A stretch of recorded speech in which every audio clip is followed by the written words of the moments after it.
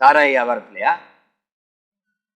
இரட்டை இலக்குல பொருளாதார வளர்ச்சி எதுல எதுல எதுல 14,000 பேர் வேலை இல்லாம எழுதிட்டு ஆசிரியர் தேர்வுக்கு பணி நியமனத்துக்கு காத்திருக்கான அவனா?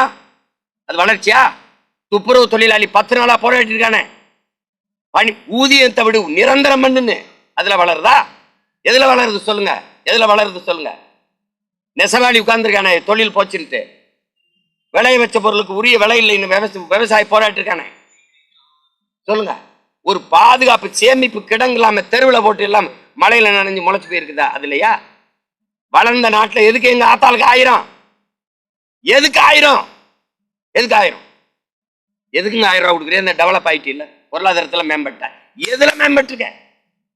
எதுல மேம்பட்டுருக்க? இந்த பொருளாதார வளர்ச்சியின் அளவுகோல் எதுல அளவிட்ட? எதுல அளவிட்ட? எதுல இதை எதை வச்சு வளர்ந்து?